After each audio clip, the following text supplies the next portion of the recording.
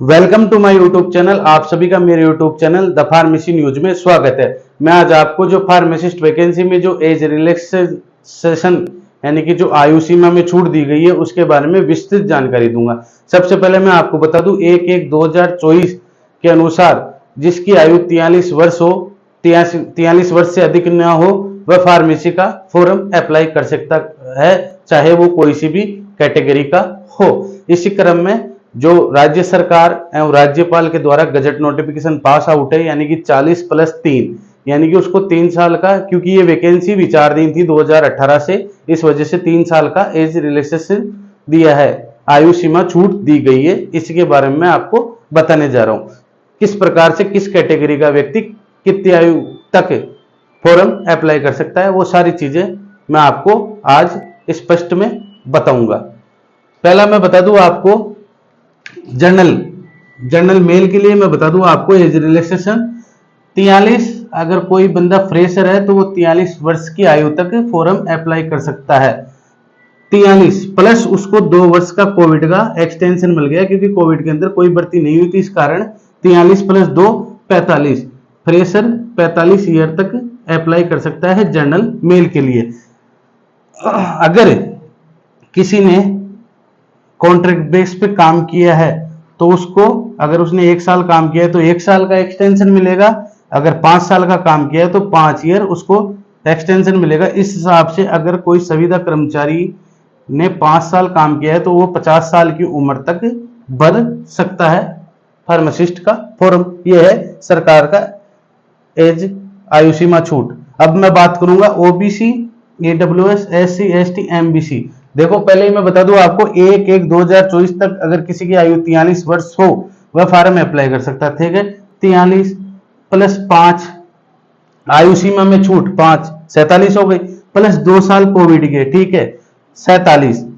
43 और 5 48, तो 50 साल तक फ्रेशर, अगर कोई फ्रेशर है तो वह 50 साल तक अप्लाई कर सकता है। अगर उसके बाद में अगर कोई संविदा कर्मचारी ने 5 साल काम किया है तो उसको 5 साल का एज आयु सीमा छूट दी जाएगी। इस हिसाब से 55 ईयर तक उसको आयु सीमा छूट दी जाएगी OBC, EWS, SC, ST, MBC category के मेल को।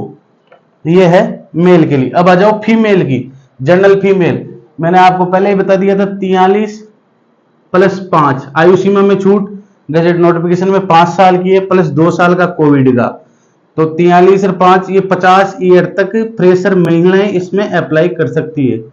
फ्रेशर महिलाएं 50 साल तक इसमें अप्लाई कर सकती है। ये होगी जनरल फीमेल की। अगर उसने कोविड के अंदर काम, अगर संविदा में काम किया है 5 साल, तो उसको 5 साल का एज आयु सीमा छूट दी जाएगी। तो जनरल फीमेल की महिला 55 साल तक अपना फॉर्म भर सकती है।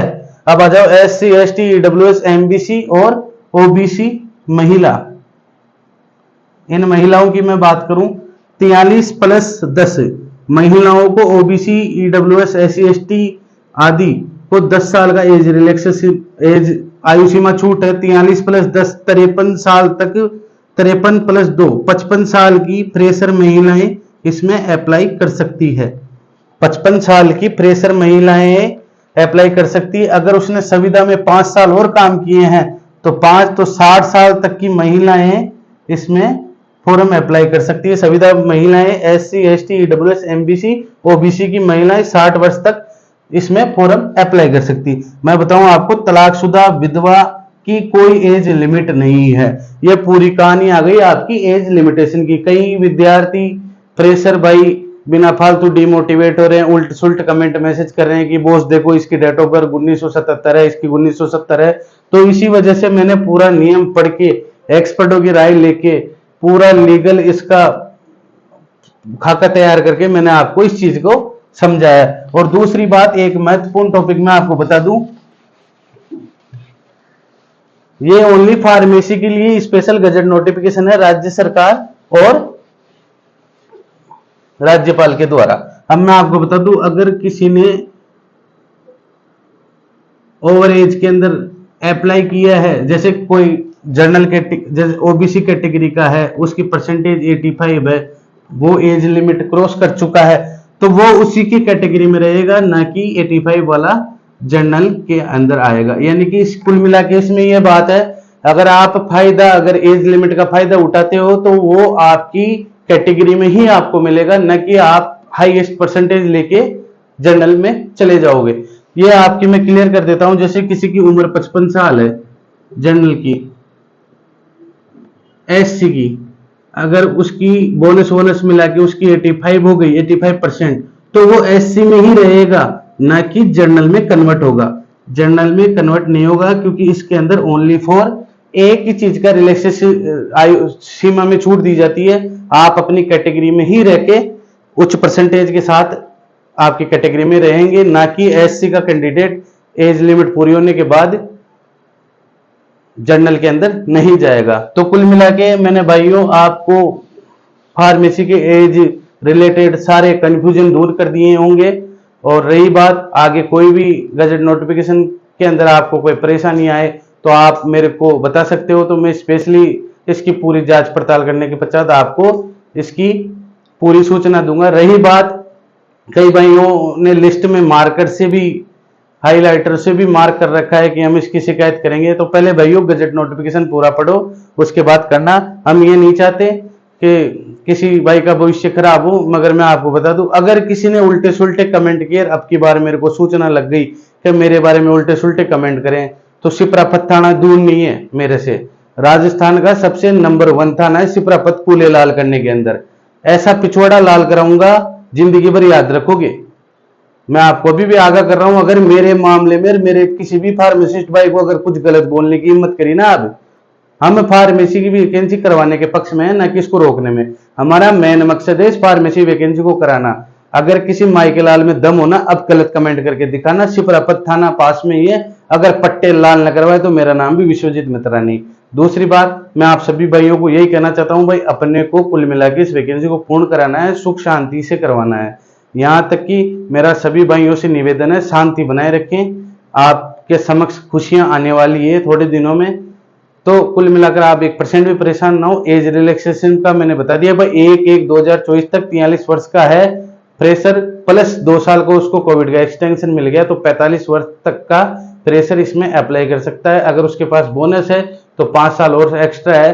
मैंने आपको सारी चीजें पर कैटेगरी पर वाइज बता दी। और पीएच का मैं बता दूं, आपका एक्स सर्विसमैन और पीएच का मैं आपको बता नहीं पाया था। एक्स सर्विसमैन का 15 साल मिलता है, यानी कि 43 + 2 45 + 15 60 साल तक वह अप्लाई कर सकता है। और पीएच का है 5 साल, तो 45 + 5 + 5 यानी कि 55 साल तक पीएच वाला भी अप्लाई कर सकता है। तो आप 1% भी भ्रमित ना हो। ओवरेज का जो भी है ना डीबी के अंदर, वो मैंने आपको स्पष्ट बता दिया है। रही भाइयों, सभी को एक साथ मिलकर रहना है, बिना फालतू कोई भी आप शब्द उल्टे सुल्टे कमेंट करके आपसी मतभेद न बढ़ाएं। अगर किसी को पर्सनली दुश्मनी करनी है तो आ जाना भाइयों, मानसरोवरी रहता हूँ, सिपरापत थाना पास में ही है। पट्टे लाल करवाने की हिम्मत रखता हूँ, न तो कभी किसी को गलत बोला है, न कभी गलत सुना है। अगर किसी में दम हो तो अब आगे से गलत बोल के दिखा देना। मैं अच्छी तरीके से जानता हूँ, प्रत्येक ग्रुप में, आपके फार्मेसी के प्रत्येक ग्रुप के अंदर मेरा एक आदमी जरूर होगा, इस चीज का आप ध्यान रखना। और जो फर्जी मेरे लिए बोल रहे थे ना, आरयूएचएस का गोल्ड मेडलिस्ट हूं मैं, मेरा रिकॉर्ड निकलवा लेना। 2019 से लेके 2021 बैच पास आउट है मेरा, विश्वजीत मित्रा मेरा नाम है। जो भी है आप रिकॉर्ड देख लेना आरयूएचएस के अंदर, वो बता देगा भाई राजस्थान के अंदर गोल्ड मेडलिस्ट किसने उठाया था। तो कुल मिला के मैं इतना ही कहना चाहता हूं, पहले दूसरे की गिरबान में दाग लगाने से पहले अपने गिरबान में जाके देखना, आपके कहीं दाग होंगे। अगर वो दाग मैंने उखाड़ना शुरू कर दिया ना, तो फिर गलत हो जाएगा। अगर दोबारा मैंने किसी भी ग्रुप में मेरे बारे में गलत कमेंट देखा तो पट्टे लाल जरूर कराऊंगा, और घर पे आके लाल करवा के जाऊंगा, ये मेरा आपसे वादा है। धन्यवाद। आप सभी भाई मेरे साथ प्रेम बनाए रखें। सभी भाइयों को, फार्मासिस्ट भाइयों को प्रोविजनल लिस्ट जो आएगी उसकी हार्दिक शुभकामनाएं, जल्दी आने वाली है। आप सभी भाई मेरे यूट्यूब पर ज्यादा से ज्यादा बने रहें। Thank you so much. मेरे यूट्यूब चैनल को ज्यादा से ज्यादा लाइक, सब्सक्राइब, शेयर करें। धन्यवाद।